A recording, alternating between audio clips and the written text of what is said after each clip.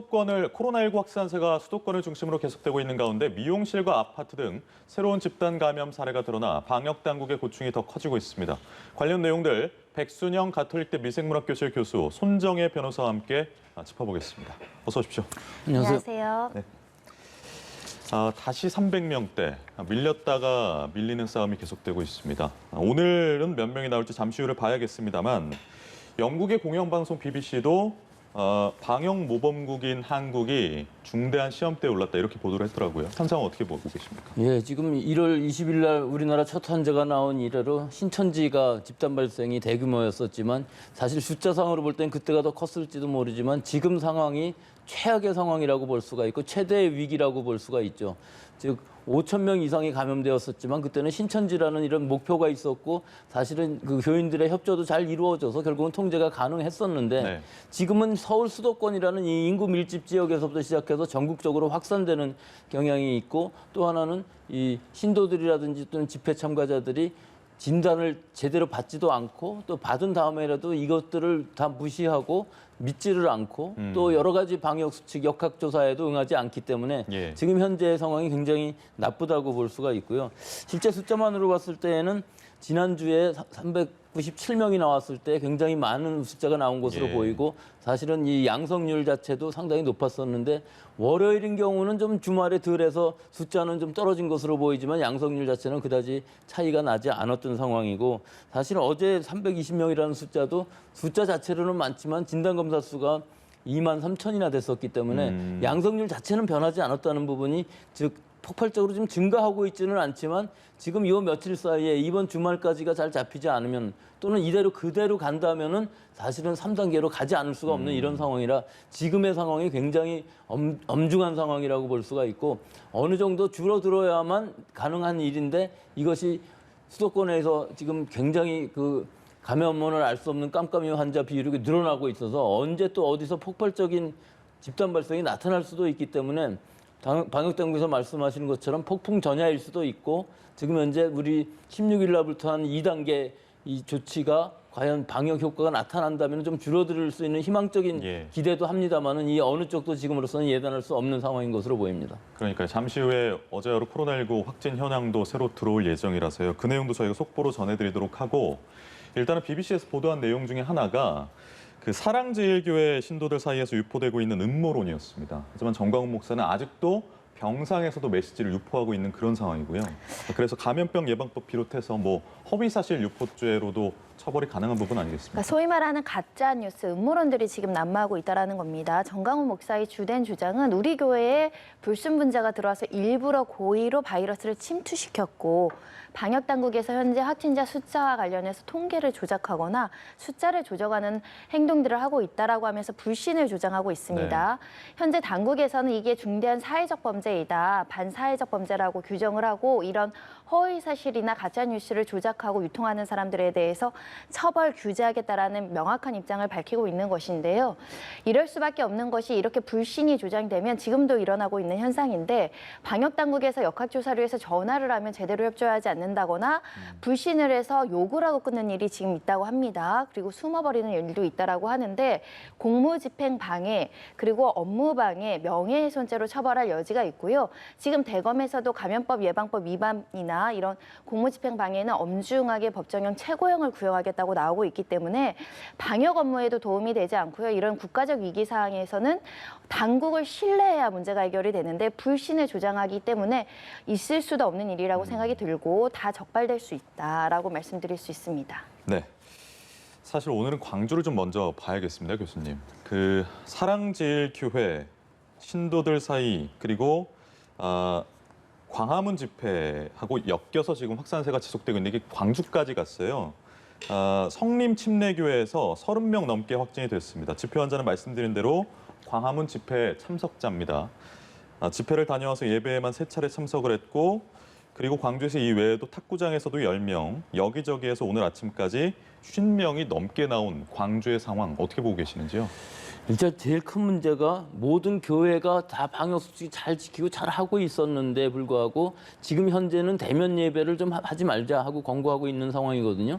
이 광화문 집회에 또 기독교인들이 거기 참석을 하고 고향으로 돌아가셔서 또 대면 예배에 참석하시면서 네. 이 연결고리가 계속 이어지는데 이 교인들이라고 그래서 교회만 가는 것이 아니고 집에서의 가족들과 또 직장과의 생활 또 여러 가지 사회생활이 있기 때문에 이 연결고리가 한번 연결이 되면은 상당히 많은 N차 감염이 일어날 수가 있고 또 여기에 한 가지 이 역학조사를 잘 이 협조를 하시면은 이런 부분을 동선을 빨리 찾아가서 N차 감염이 상당히 빨리 끊어질 수가 그럴까요? 있는데도 불구하고 역학조사를 제대로 협조를 안 하시게 되면은 이 N차 감염이 계속 늘어나게 되는 상황이 벌어지게 되는 것이기 때문에 이런 부분들 즉 대면 예배는 지금은 좀 한두 주만이라도 쉬어주셨으면 안 하셨으면 좋겠는데 이 부분들이 잘 협조가 안 되는 부분하고 역학조사 또 우리 주변에 있는 또 이런 여러 가지 환경들에서 탁구장 같은 실내 환경도 그전에도 네, 네. 집단 감염성이 나오지 있었죠. 않았습니까? 예. 뭐 탁구장뿐만 아니라 미용실이라든지 아파트, 직장 여러 군데서 지금 다발적으로 나오기 때문에 결국은 방역 당국에서 통제하기는 불가능한 상황까지는 가 있어요.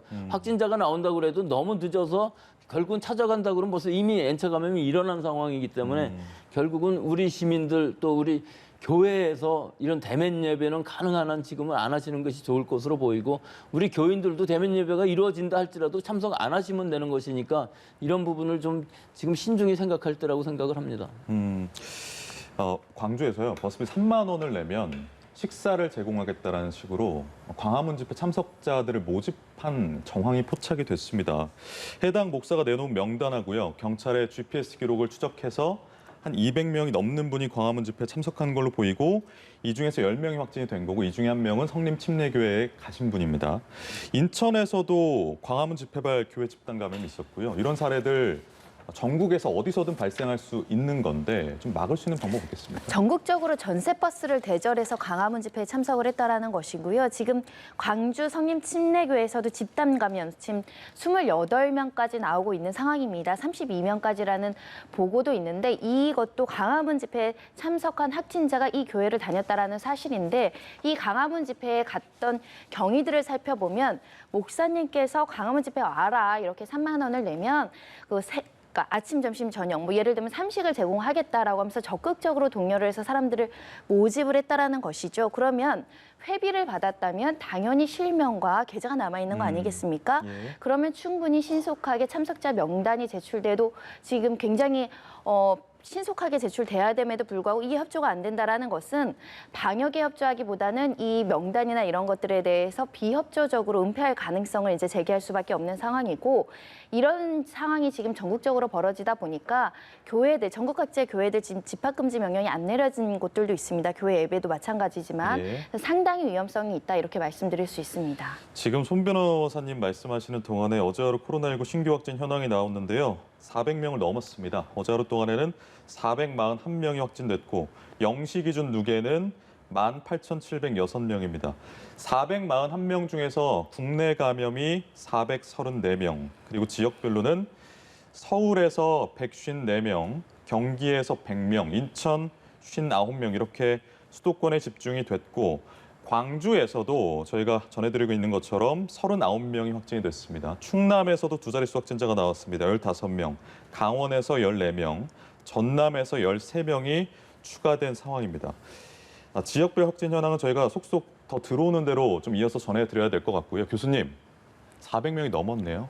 어떻게 봐야 될까요? 예, 400명이 넘어서 아마 지금 이 방역 당국의 통제를 넘어가는 즉 통제라는 의미는 이 동선을 찾아가면서 지금 역학조사를 하기는 굉장히 어려운 수준으로 가고 있는데 과연 지금 이 순간에 3단계로 갈 수 있느냐 하는 것도 사실은 애매한 부분이 분명히 있긴 한데 지금 방역 당국에서 아마 고민을 하고 계실 겁니다. 근데 지금 이게 300명, 400명 수준이라면은 사실 뭐 오늘까지는 견딘다고 그래도 내일 또 3단계로 올린다고 그래도 뭐 큰 차이가 있을 것이냐. 그거보다는 오히려 선제적으로 하는 것이 좋을 수도 있고 또 어떻게 보면 지금 3단계가 마지막 단계이기 때문에 좀 더 버텨오자 하는 생각도 있을 수가 있어서 이 440명이라는 숫자가 엄중한 숫자이기는 하지만 지금 방역당국에서 고민하는 것들도 여러 가지 이해는 될 수가 있고 지금 이 상황으로 보면 아무도 예단을 할 수가 없는데 좀 더 늘어날 수도 있을 것으로 보입니다. 지금 여러 가지 각 지방의 상황을 보면은 수도권 이외에 비수도권도 계속 늘어나는 증가 추세고 아까도 말씀하신 광주 같은 경우도 상당히 집단 발생들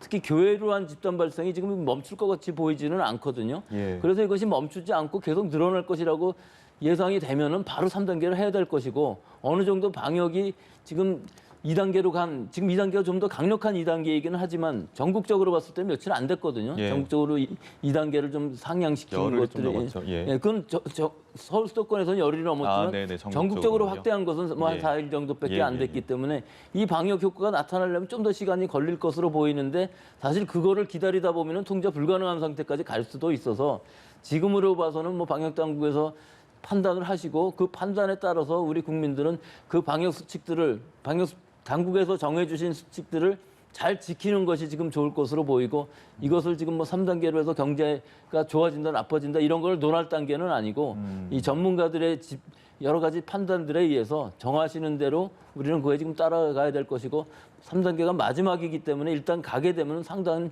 피해는 어쩔 수 없겠지만 빨리 가서 빨리 통제하는 것도 한 가지 좋은 방법으로는 보입니다. 지금 다른 것들을 고려할 수 있는 여력이 아니다라는 말씀이신데 200명대까지 내려갔던 게 2번 있었지 않습니까? 그래서 좀 진정되는 게 아니냐라는 이야기가 전문가들 사이에서도 나왔었는데 그건 일시적인 그냥 조정에 불과했던 거다. 근데 그 200명이라는 숫자들이 대부분 좀 진단검사 수가 적었고 양성률로 예. 봤을 때는 오히려 연휴 때가 훨씬 더 진단검사 수는 적고 환자 수는 많아서 뭐 거의 4% 이상 양성률이 나왔었거든요. 예. 지금 이 환자 전체의 숫자보다도 의심 환자가 자꾸 늘어나다 보니까 진단을 굉장히 많이 하게 되고 확진자가 늘어나는 건 분명히 있지만 이것들은 해야 될 일이고요. 우리 방역 당국에서 이 역학조사를 해야만 미리 격리를 할 수가 있기 때문에 이 부분은 지금 앞으로 진단검사 수가 더 늘어난다 그러면 더 많아질 수밖에 없는 지금 상황이에요.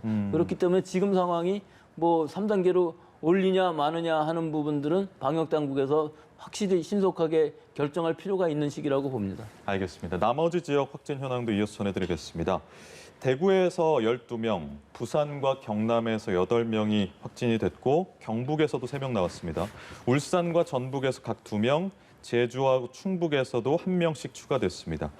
세종 외에 16개 시도에서 확진자가 발생한 현황이고요. 사망자가 안타깝게도 1명 늘어서 0시 기준 313명입니다. N차 감염이 꼬리를 물고 이어지고 있는 현 상황 좀 끊어내려면 사실은 가장 큰 고리인 사랑제일교회와 그리고 광화문 집회에서의 지금 검사를 받지 않은 인원들을 찾아내야 되는 건데 어제까지 사실 방역당국이 권고했지 않습니까? 자발적으로 검사를 받아라. 아직도 안 받을 분들이 계시다면 이분들에 대한 조치는 어떻게 이루어지는 건가요? 사실 뭐 역학조사를 거부한다거나 자가격리를 거부하는 경우에는 다 감염법 예방법에 따라서 처벌할 수 있는 것이고요. 특히 이제 검사 받으라고 이제 명령까지 나온 상황이기 때문에 행정명령에 대해서는 당연히 응해야 되는 상황이라고 말씀드릴 수 있습니다. 하지만 지금은 산발적으로 너무 감염이 다른 곳에서도 많이 발생하고 있기 때문에 지금 그 광화문 집회에만 한정돼서 이런 협조라든가 이거를 하기에는 좀 사태가 더 확산된 것으로 커졌다. 보입니다. 지역별로도 집단 감염이 발생하고 있고요. 뭐 은평구 미용실부터 구로구 아파트부터 지금 뭐 정부 종합 청사까지 확진자가 아주 굉장히 많은 곳에서 나오고 있는 상황이어서 전방위적으로 노력을 해야 되는 상황이 아닐까 생각이 들고 국민들 입장에서는 일단 감염 수칙을 잘 지키는 게 최우선적이지 않을까. 그리고 혹여라도 이렇게 집단 감염이 발생했다라는 뉴스를 보시면 동선이 일치하시는 분들 중에 몸 상태가 좋지 않은 분들은 적극적으로 방역 업무에 협조하시고 역학조사에 성실하게 응하셔야 되는데 아직도 역학조사하면 그 음모론을 얘기한다거나 나는 괜찮다라고 하면서 전화를 끊어버리고 전화번호 자체를 그러니까 전화를 아예 받지 않는 일도 다수 있다라고 합니다. 정말 시급한 상황이니까 정말 협조를 하셔야 되지 않을까 합니다. 알겠습니다. 교수님, 국회가 셧다운됐습니다. 어제 국회 출입 사진 기자가 확진 판정을 받으면서 입법부가 문을 닫는 미중유의 일이 발생을 한 건데요. 민주당 지도부와 접촉을 했기 때문에 자가격리에 들어간 사람이 지금 많은 상황이고 타사 기자들하고도 접촉이 있었을 수도 있었습니다. 그래서 다른 언론사로 퍼질 위험까지 있는 지금 좀 봐야 되는 상황 아니겠습니까? 어떻게 보십니까? 예, 이게 지금 뭐 어디 한 군데가 아니라 정부 기관들도 국회도 뭐 청와대도 여러 군데에서 다 발생할 수 있는 상황이고 여기에서 진짜 제일 우려가 되는 부분들이 실제로 이런 행정부처들 청사 같은 데서 감염이 만약에 확진이 되게 되면은 행정 업무가 일시 정지되는 부분들이 있어서 우리가 지금 이 전 국민이 또 전 부처가 범부처로 협력을 해야만 이 방역이 잘 이루어질 수가 있는 상황이고 엄중한 시기인데 이런 부처들에서 만약에 이 집단 발생이 일어난다든지 하면은 행정 업무 자체가 마비되는 상황이 될 수가 있어서 방역에도 굉장한 지장을 초래할 수가 있거든요.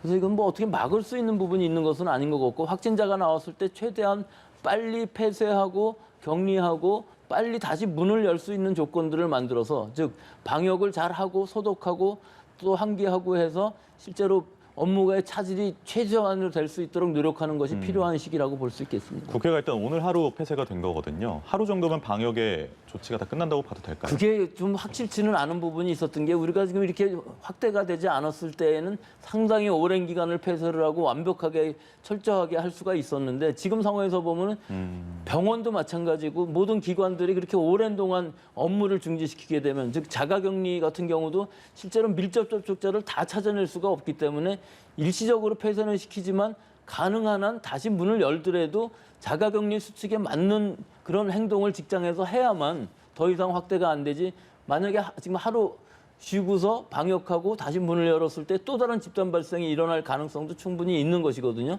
지금 상황에서는 이런 부분들의 수칙을 각자 자기 직장들에서 방역 책임자가 잘 결정을 하셔갖고 최대한 방역 더 이상의 확산이 일어나지 않게끔 노력해야 되는 시기라고 봅니다. 네, 알겠습니다. 이 내용도 좀 봐야 될 것 같습니다. 구로구의 한 아파트에서 말씀해 주셨지만 8명의 확진자가 나온 사례, 여기가 복도식 아파트인데요. 확진자들 나온 사람들 보니까 다 같은 라인에서 확진이 됐답니다. 그러니까 101호, 201호, 301호 이런 식으로요. 그래서 혹시 이게 화장실이나 이런 데서 환풍구를 같은 라인을 공유하고 있다 보니까 이런 데를 통한 전파가 아니냐라고 구로구는 의심하고 있고 서울시는 개연성이 좀 낮다고 보고 있고요. 교수님 어떻게 보세요? 글쎄 이게 방역 당국에서도 아마 판단을 하실 것 같은데 이런 환기구를 통해서 감염이 과연 일어날 수 있느냐 하는 가능성은 굉장히 낮아 보이거든요. 이것은 이런 공조랑은 좀 달라서 환기구라는 의미는 사실 거기서 강제로 지금 공조를 하고 있는 상황은 아니고 그냥 구멍이 뚫려서 환기가 되는 상황이기 때문에 바이러스가 아무리 많은 배출량을 가지고 있다고 하더라도 공기를 통해서 비말이 공기를 통해서 거기 몇 층을 간다는 건 상당히 어려운 부분이 있어서 예. 실제로 감염 경로를 보면 그 같은 동이라는 의미 자체는 좀 접점이 있을 수가 있기 때문에 결국은 어느 정도의 접촉 감염이 더 엘리베이터나 엘리베이터 같은 경우도 그 안에 손잡이라든지 버튼이라든지 여러 가지가 있기 때문에 그 이외의 여러 접촉 부분들에 있어서도 접촉 감염을 더 의심하는 것이 나을 것 같고 또 어떤 경우에 있어서는 화장실의 그 변기에 의해서도 감염이 일어날 수 있다는 얘기들도 있을 수가 있는데 서로 같은 동에 같은 다른 집일 경우에 있어서는 그 감염이 일어나는 경로를 찾기가 굉장히 어려운 부분이 있었던 것이 이게 전에 사스 때에도 홍콩에도 그런 경우들이 있었거든요. 같은 층에 있는 사람들이 다 걸린 경우에는 엘리베이터 버튼 하나이기 때문에 그런 설명도 어느 정도 가능했었지만 아직까지도 그 확실한 원인은 역학조사는 다 밝혀지지는 않은 것이 사실입니다. 예, 알겠습니다. 지금 교수님께서 좀 전에 말씀해 주신 내용이 3단계 격상, 오늘도 400명이 넘게 확진자가 나온 상황에서 3단계 격상은 불가피하다고 봐야 된다고 말씀하셨지만 3단계 격상이 사실 경제적인 타격을 엄청나게 주기 때문에 정부에서는 쉽사리 결정을 아직까지는 못하고 있는 상황입니다. 지금 현재도 고위험 시설로 지정돼서 영업을 못하는 업주들은 손실에 대한 보상을 해달라고 정부에 건의를 해놓은 상황인데 이런 보상을 하는 부분이 3단계가 되면 더 커질 거란 말이죠. 가능한 부분이겠습니다. 그러니까 보상은 보상을 해야 된다가 아니라 보상할 수 있다로 규정되어 있기 때문에 정부가 재력의 여건이 되는 한 보상할 수도 있습니다. 예를 들면 항공업계가 굉장히 파산 직전까지 많은 경제적인 위기가 있었기 때문에 일정 부분 임금에 대해서 손실 보전을 해줬고 특별 지원을 해줬습니다. 지금 버스 회사들도 지금 굉장히 손실을 많이 보고 있기 때문에 특별 지원이 따라야 된다라고 주장하고 있고 지금 아예 영업중지와 유사한 효과를 가지고 있는 행정명령을 당한 고위험 시설이 있는데 이분들은 사실상 국가의 행정당국의 방역당국의 행정명령을 따르기 위해서 영업을 못하는 사실상의 손실이 발생한 거거든요. 네. 적법한 행정에 대해서 손해가 발생한 경우에 손실보상을 할 수 있다라고 되어 있지만 문제는 이 코로나19 사태가 장기화되면서 이거를 어느 곳만 보상해 줄 수는 없는 문제입니다. 학원들도 마찬가지로 굉장히 손해를 많이 보고 있는 상황이기 때문에 국가 재정이 허락할 것인지가 가장 관건이지 않을까 생각이 들고, 그리고 고위험 시설뿐만 아니라 여기저기서 사실은 손실은 발생하고 있고요. 3단계로 격상하면 사실상 일상생활이 마비돼서 일반 사기업 같은 경우에도 어느 정도 영업 손실은 불가피한 측면이 있어서 이거는 모든 국민들의 문제가 될 것이고, 모든 국민의 손실을 국가가 모두 다 보상해주긴 어렵다고 보이기 때문에 아주 그 경영상의 심각한 위기가 있는 경우, 이런 것에 한정해서 단계별 순차적으로 이제 지원에 대한 논의는 있을 수 있어 보입니다. 예. 지금 경제적인 부분도 지금 짚어주셨지만 제일 지금 문제가 되는 것 중에 하나는 병상에 대한 걱정입니다. 병상 상황 지금 어떻습니까, 교수님?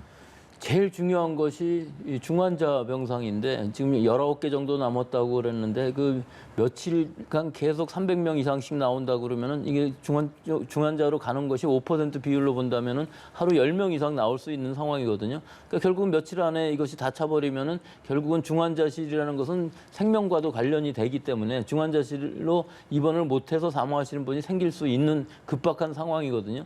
이 중환자실이라는 것은 사실 갑자기 만들 수는 없는 상황이고, 또 대부분의 중환자실이 서울 수도권에서는 이 민간의 대형 병원들, 상급 병원들에서 가지고 있는데 일반적으로 거의 90% 이상 병상 가동률을 보이고 있어요. 그렇기 때문에 가능한 한 여기 계신 분들을 좀 일반 병실로 내리든지 다른 데로 전원을 시키기는 네. 어렵기 때문에 이런 부분들을 또 빈 병상으로 만들어놨을 경우에 있어서는 여러 가지 보상들도 따르고 또 병원에 있어서도 굉장히 부담이 될 수가 있어서 이 부분들은 어떻게 하면은 중환자를 최소한으로 하면서 일반 병실을 굉장히 많이 확대를 하고, 그건 충분히 할 수 있는 일이거든요. 감염병 전문 병원 병상들, 특히 뭐 지금 같은 경우는 공공이 모자라면은 대전이라든지 대구 국군병원 같은 데를 전에 감염병 전문 병원을 했었기 때문에 예. 이런 부분들까지 다 가용하고, 또 하나는 생활치료센터로 가실 수 있는 분들은 최대한 생활시설 치료센터로 갈 수 있게끔 이런 시설 격리를 할 수 있는 여러 방편들을 지금 다 종합적으로 지금 다 준비를 하고 계신 것으로 보입니다만은, 지금 제일 우려되는 부분들이 이렇게 400명, 300명 계속 며칠만 더 나오게 되면은 그러니까요. 이 중환자실 또는 일반 병실들이 핍박을 받아서 완전히 100%, 뭐 지금 경기도만 해도 거의 환자들이 다 못 들어간다는 상황이 된 것으로 예. 보이기 때문에 이런 부분들이 지금 우리 의료 체제의 부담이 훨씬 더 문제가 될 수 있는 상황이라고 할 수가 있겠습니다. 언급해 주신 대로 경기도는 지금 병상 배정을 못 받고 집에서 대기하는 사례가 속출을 하고 있습니다. 사실 이게 괜찮은 건지 좀 걱정이 돼요. 집에서 이렇게 대기하면서 치료를 받거나 뭐 처치를 받는 것 자체가 의료적으로 봤을 때 어떻습니까? 글쎄요, 이 경우는 지금 이 환자의 분류만 제대로 한다면은 집에서의 자가격리가 훨씬 더 좋은 부분이 있어요. 환자 그런가요? 자신을 보면은 아주 안정적으로 있을 수가 있고, 또 만약에 내가 집에서 그 치료를 받을 수 없는 상황, 즉 나는 돌봐줄 사람들이 없고 나는 시설격리로 가겠다고 선택을 한다면은 시설격리로 갔을 때에도 심적으로 굉장히 자기가 원해서 간 것이기 때문에 안정적일 수가 있거든요. 다만 한 가지, 집에서 자가격리를 할 때는 방역 수칙을 잘 지켜야 될 부분이 있죠. 즉 간병인한테 감염을 시키지 않게끔 침실을 따로 쓰고 화장실 따로 쓰고 서로 얘기할 때도 2m 이상 거리를 두고서 마스크를 쓰고 얘기를 해야 될 것이고, 식사도 다 따로 해야 될 것이고, 그 주변 소독을 잘하고 환기를 잘하고, 또 간병인 이외에 다른 식구들은 좀 다른 데로 보내서 딱 둘이만 있을 수 있으면서 그 간병인이 감염만 안 된다면은 2주간 안정적으로 생활을 하면서 결국은 치료가 끝날 수가 있는 상황인 것인데, 예. 지금 그 2월, 3월 달에 신천지였을 그 대량 발생했을 때에는 자가격리가 원하지 않는 자가격리가 굉장히 많이 있었고, 그랬었죠. 또 증세가 좀 위중한 상황인데, 즉 뭐 면역 부전이라든지 여러 가지가 장기 이식 등에 의해서 면역 부전 상태인데도 집에 있다가 사망하시는 케이스들이 있었는데, 지금은 이런 지침들이 완전히 다 잘 마련이 돼 있기 때문에 이런 환자 분류만 잘 한다면은 오히려 자가격리를 더 많이 해서 병상 확보를 더 빨리 많이 할 수 있는 이런 상황을 만들 수가 있어서, 이 부분들은 이제 방역 당국에서 잘 조절을 하셔서 자가격리도 지금으로서는 해야 된다는 것 지침을 내려주시는 것이 좋을 것으로 봅니다. 알겠습니다. 이렇게 병상도 부족한 상황인데 의사들의 집단 휴진까지 겹치면서 의료계에 지금 좀 많은 혼란이 있습니다. 정부가 의협을 공정거래법 위반으로 신고를 하기로 했습니다. 집단 휴진이 그러니까 공정거래법상의 부당한 제한 행위에 해당하느냐 아니냐가 쟁점이지 않습니까? 그러니까 이 조항의 이제 의미는 사업자 단체가 있고 거기에 구성하는 각자의 사업자가 있는데, 단체가 사업자들을 구성원들을 향해서 그러니까 외부의 어떤 압력을 통해서 부당하게 어떤 활동을 정지시키거나 그 활동 자체를 이제 바꾸는 경우에는 부당한 제한 행위라고 하는 겁니다.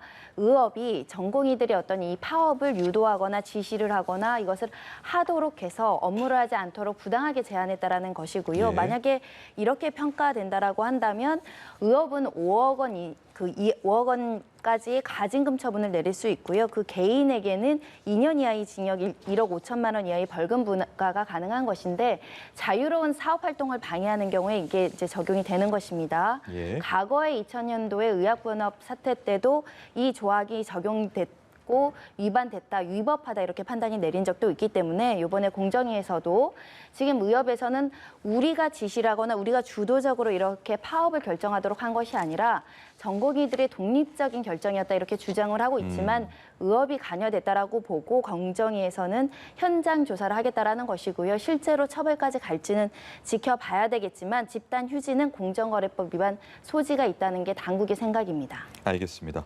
여기까지 듣겠습니다. 지금까지 백순영 가톨릭대 미생물학 교실 교수 손정혜 변호사와 이야기 나눴습니다. 두 분 고맙습니다.